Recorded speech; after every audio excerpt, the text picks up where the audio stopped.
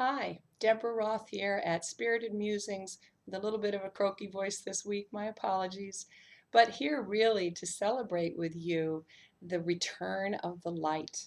We are today on the eve of the winter solstice, tomorrow, December 21st, and tonight, therefore, will be the longest night of the year, the time of greatest darkness.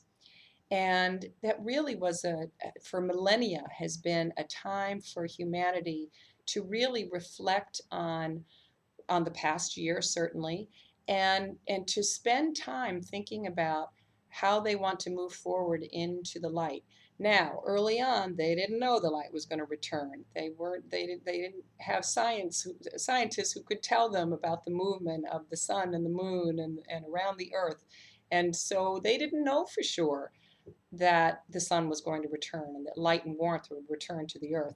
So they would create rituals and celebrations to coax back the sun, in effect, sympathetic magic to with lots of candles. And you'll see I've got some candles burning in my office. I've got my sun earrings on. I've got my favorite gold scarf, all representations of the sun to help coax it back. We know, of course, nowadays that that the sun will come back and the warmth will return to the world, but they didn't know that back then.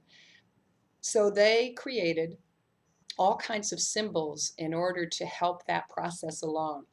Yule, the word Yule, which we know is the word, the ancient Celtic word for the winter solstice, actually means wheel. And if we look around us today, we can see evidence of all kinds of wheels in the wreaths that are hanging, that are typically associated with Christmas, but have this early nature-based pagan connection.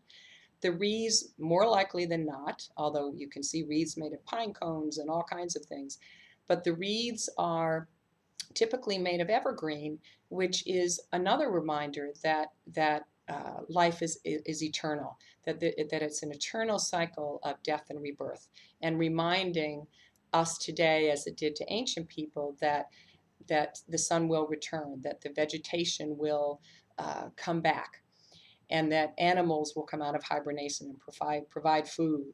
So the wreaths are a big one. Another symbol that we see nowadays are gold coins, both on Hanukkah and Christmas. And that comes from the Roman time when Romans, rich Romans obviously, would bathe in gold coins in order to absorb the notion of riches and prosperity and abundance. Gold was also associated with the Roman god, their sun god, Sol. And so it was a way of honoring him as well. Um, Another way that they would honor uh, the sun god, another sun god who was Apollo, was to throw bay and bayberry, those were sacred to Apollo, onto fire, and they would hang sprigs to welcome Apollo, so that he would turn his chariot around and bring the sun back. Other herbs were that we of course know nowadays are cinnamon and cloves and nutmeg, which we put in our baking and in our eggnog, and those have always been used to attract prosperity and abundance. Christmas trees. I love this one.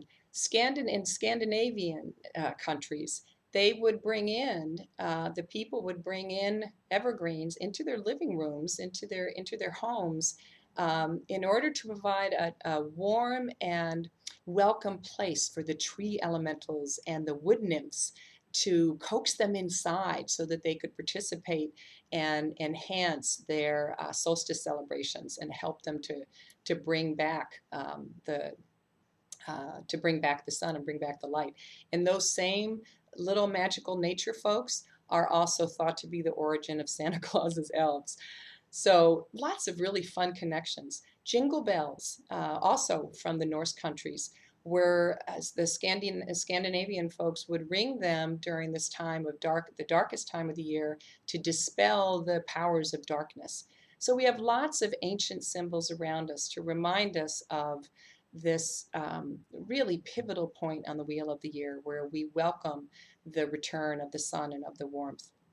I want to share with you, I'll close by sharing with you a wonderful little poem that I've had for years in my files and have have offered it several times during winter solstice celebrations by Susan Cooper.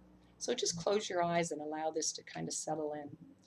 So the shortest day came, and the year died, and everywhere down the centuries of the snow-white world came people singing, dancing to drive the dark away. They lighted candles in the winter trees. They hung their homes with evergreen. They burned beseeching fires, beseeching the sun all night long to keep the year alive. And when the new year's sunshine blazed awake, they shouted, reveling.